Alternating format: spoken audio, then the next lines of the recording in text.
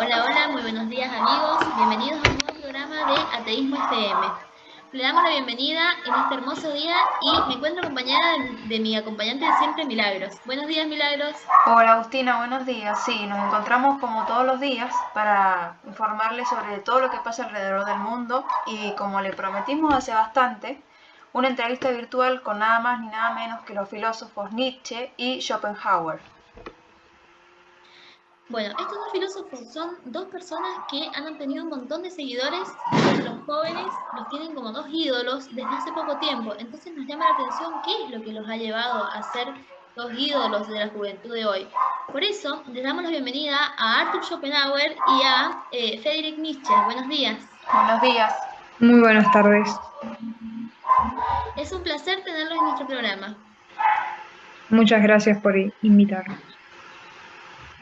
Bueno, el día de hoy los vamos a entrevistar, ya que muchos jóvenes nos han pedido que una entrevista con ustedes, ¿sí? Para que ustedes puedan exponer su pensamiento y muchas más personas también los escuchen y los puedan seguir o puedan refutar sus ideas. Si quieren, empezamos por Schopenhauer. ¿Está bien, Arthur? Bueno, sí.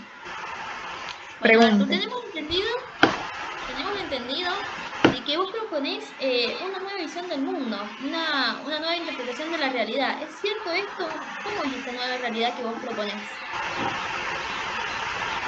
Bueno, primero que nada, muy buenas tardes a todos, a los que dirigen este programa, Milagros y Agustina, y a la gente que lo sigue de cerca al programa y lo escucha, claramente.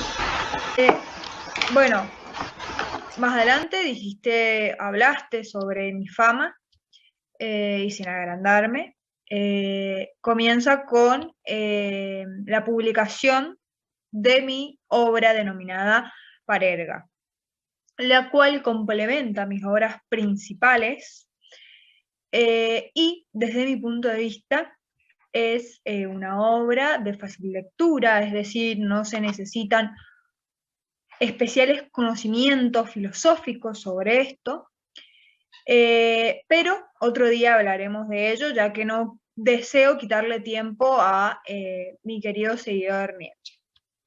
Bueno, como ya dije, esto complementa una de mis obras principales, como lo es El mundo como voluntad y representación, en donde yo mismo me pregunto, ¿qué es el mundo?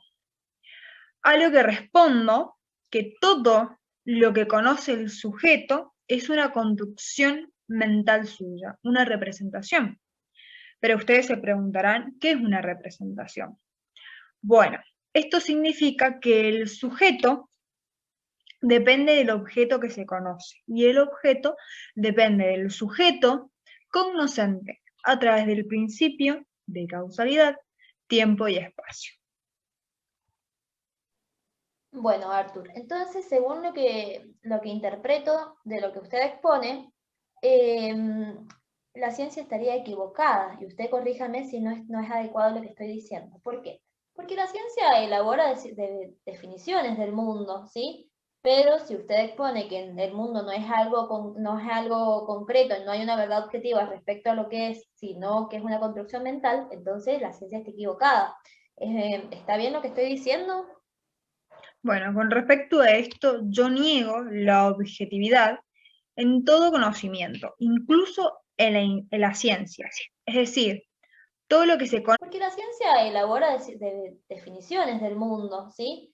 Pero si usted expone que el mundo no es algo concreto, no hay una verdad objetiva respecto a lo que es, sino que es una construcción mental, entonces la ciencia está equivocada. ¿Está bien lo que estoy diciendo? Bueno, con respecto a esto, yo niego la objetividad en todo conocimiento, incluso en la ciencia.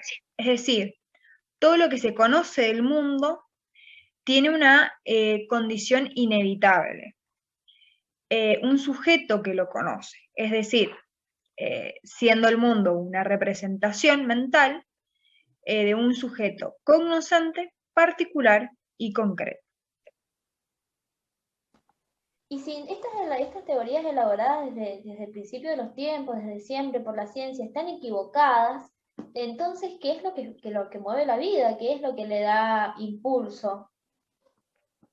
Bueno, después de demostrar que el mundo es una representación, me pregunté por la esencia del mundo. Y llegué a la conclusión de que en mi realidad más profunda, el mundo es voluntad de vivir, ciega e irracional, que no persigue ningún fin ni meta. Es decir, todos no vivimos nada más que para seguir viviendo. Y solo es consciente en nosotros, es decir, esa voluntad de vivir es consciente en los seres humanos.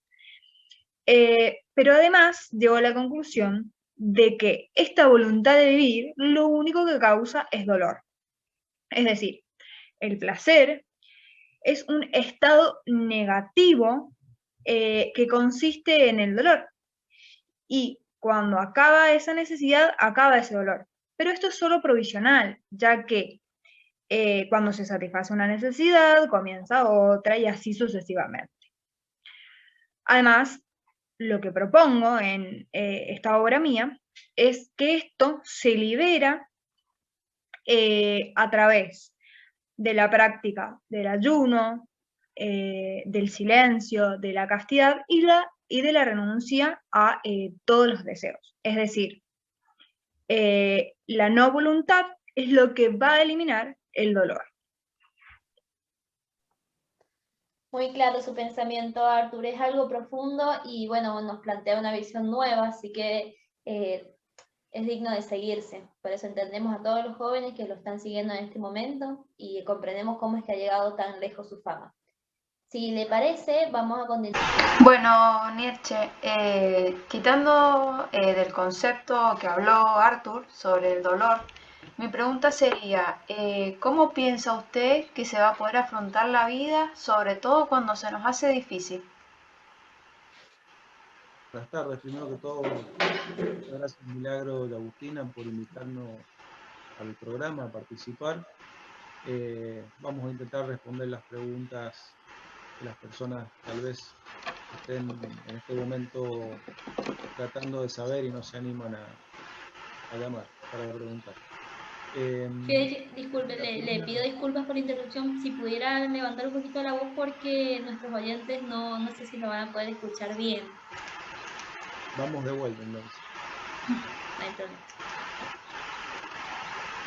Con esto de la pandemia se nos complica un poco con Zoom.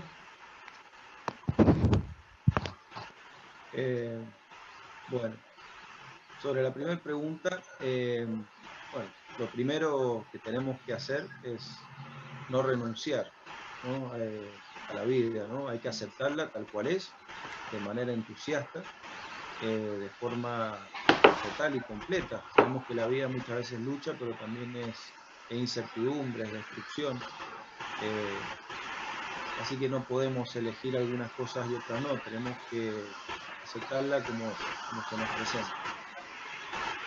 Bien, se entendió la respuesta. Planteando el tema de que hay muchas personas que tienen un Dios en que creer, alguien a quien seguir. ¿Vos qué pensás acerca de que si existe un universo metafísico donde están esos dioses y crees que eso le hace bien a las personas? Yo me inclino a pensar que no, que eso no le hace bien a las personas. Si nos vamos hasta Sócrates, por ejemplo, podríamos ver que él con su metafísica lo que hizo fue alejar al ser humano de la naturaleza, ¿no? Lo desconectó de sus sentidos. Toda la filosofía occidental ha desvalorizado el mundo real, terrenal. Obviamente esas ideas metafísicas liberan, entre comillas, a las personas de enfrentarse a los verdaderos problemas, tal cual son. Entonces, lo que yo trato de explicar en mis ideas es que hay que intentar desenmascarar ese idealismo o ese idealismo excesivo que tienen las personas. Cuánta verdad. Siguiendo con el cuestionario que hemos armado acerca de tu libro, quería saber si para vos el hombre en sí posee esencia o algún alma que es un motor conductor de nosotros. ¿Qué pensás acerca de eso? Bueno, voy a responder que más bien hay un interés de la religión en hacernos creer ese tipo de cosas. Lo único cierto es que si nos guiamos por la biología, sabemos que el hombre es fruto de una evolución que ha durado, que lleva produciéndose miles de años, y sabemos que no hay esencia ni alma, todavía no se ha comprobado. Lo que sí sabemos es que el hombre tiene un fondo instintivo y se guía en eso para hacer todas sus cosas. Bien, hablando de este fondo instintivo que vos nos decís, en tus libros mencionás que las personas somos algo egoístas y que accionamos siempre con interés. ¿Vos pensás que existen situaciones en donde somos solidarios con la naturaleza o siempre somos interesados? Absolutamente siempre somos interesados. Por más que cueste creerlo o aceptarlo, nada de lo que hace el hombre es desinteresado o solidario, ¿no? Creer lo contrario es autoengañarse. Es mi opinión. Creo que varios piensan igual. Hablando y recordando un poco lo que dijo Arthur sobre cuando individualizamos las cosas que conocemos por un nombre. ¿Qué pensás vos acerca de esto? Porque vos en tus libros conceptualizás que esto es un pacto entre nosotros, entre la comunidad. ¿Nos podrías explicar un poco mejor? Bueno, vamos a tratar de ser breves. En realidad todo lo que entendemos como verdad es una mentira colectiva. Eso es lo que hablo yo en mis libros. El lenguaje en realidad es un falseamiento de la realidad. Un sistema de metáforas que primero se inventó libremente y después se impuso a toda la sociedad. Con esto quiero decir que también se impuso un único modo válido de ver las cosas, de hacer esta descripción del mundo. Por lo tanto, el concepto de algo, el rótulo o el nombre que le ponemos a las cosas va a ser siempre una generalización, una pretensión de fijar la realidad. Pero sabemos que la realidad es caótica, es cambiante. Así que las cosas terminan siendo verdaderas solo por el hecho de que los individuos han pactado que así sea.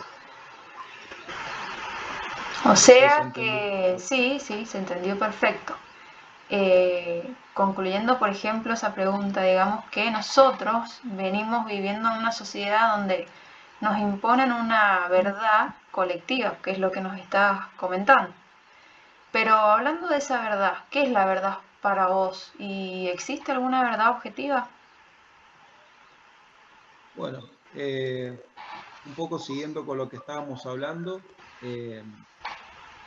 podemos llegar a la conclusión de que, sabiendo ya que los conceptos no nos dicen la verdad, sino que son un falseamiento de la realidad, entonces llegamos a la conclusión de que no hay valores absolutos. Cada uno va a tener su propia perspectiva de las cosas, ¿no? Y para cada individuo la verdad va a ser esa perspectiva que tiene de las cosas. Esto va a aumentar su voluntad de poder y nos vamos a encontrar que no existen hechos, sino interpretaciones. Qué importante esto que decís, que muchas veces nos lleva a los conflictos, ¿no? En este punto se relaciona mucho con Schopenhauer, ¿no? Porque también Arthur, como decía hace un momento, propone que no hay una verdad absoluta, sino que todo depende de la interpretación de cada uno, ¿sí? Entonces en esto se relaciona mucho tu pensamiento, Friedrich, con el de Arthur, ¿sí? La construcción mental de cada uno. He trabajado sobre las ideas de Arthur. Bien.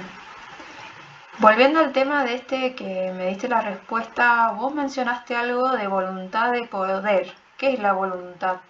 ¿Y a dónde nos lleva esa voluntad? Bueno, la voluntad en mi obra es un tema fundamental de entender. Desde la perspectiva que lo tratamos, podemos decir que la voluntad es un impulso que no se detiene nunca. es un deseo de superación, es la creatividad en cuanto a las obras culturales. La vida, el mundo, todo el ser humano en general es una expresión de esa voluntad. Bien, concuerdo. Nietzsche, aclará que la voluntad la sacaste de mí. Creo que sí, hace bien en recordármelo. Él fue el creador del concepto. Voluntad de vivir. Bueno, deberías sentirte orgulloso de tener un seguidor, ¿no? De un seguidor también tan popular como vos. Obvio, claramente. Se nota que Nietzsche es una persona muy culta, ¿eh? Nietzsche aprendió del mejor. Bueno, dándole un poco de participación a los oyentes, me llegó un mensaje al WhatsApp de la radio, una pregunta sobre Dios, no sé si quisieras responderla, Nietzsche, y te la leo. Bueno, nuestros oyentes nos dicen que en tus libros mencionas algo muy agresivo sobre la creencia en Dios. ¿Nos podrías explicar eso? Bueno, sí, primero que nada entiendo que las personas se ven, cuando leen mis libros, reaccionan de manera no muy agradable. Pero bueno, no podemos dejar de decir lo que pensamos. Por empezar, vamos a decir que todas las religiones, en particular la religión cristiana y la moral cristiana, han alimentado todo lo nocivo para la humanidad. Es decir, todas esas ideas de compasión, de la vida de santidad, todas esas ideas en general lo que logran es que tengamos una sociedad cada vez más sumisa y desmotivada, una sociedad sin fuerza y débil y en muchos aspectos también hipócrita. Así que este pensamiento les puede llegar a molestar a algunas personas muy creyentes. Claro que sí, pero en nuestra radio estoy segura que muchos de los oyentes, como dijimos, son ateos o no tienen alguna creencia, ¿no? Como para concluir, una pregunta que me surgió leyendo tus libros fue que vos en tus libros hablas mucho de un superhombre que me gustaría saber qué significa eso para vos. Bueno, voy a tratar de responderte. Primero, entendemos que el superhombre es algo que tiene que acontecer en una nueva humanidad. En la actualidad tiene que surgir. Para que ese superhombre surja, la condición necesaria es la muerte de Dios. Si Dios ha muerto es porque el hombre lo ha matado. Podemos decir que el superhombre es aquel individuo que tiene su propio sistema de valores, que ha creado su propio sistema de valores y que ha madurado espiritualmente y moralmente. Es decir, aquel hombre que ha matado a ese Dios es la representación de toda la negación de la vida material, de la vida mundana, diríamos. De esa manera la voluntad de poder del superhombre se afirma en la vida terrenal y acepta la vida en toda la complejidad. Podríamos decir que el superhombre es un poco más realista frente a lo que puede serlo un creyente. Gracias, muy clara su entrevista. No sé si Agustina quiera decir algo. No, más que claro, sino nada más que agradecerles por presenciar nuestro programa, ¿sí? Y bueno, es un honor, como ya había dicho, tenernos en nuestro programa y que nos dediquen un ratito de su tiempo tan ocupado.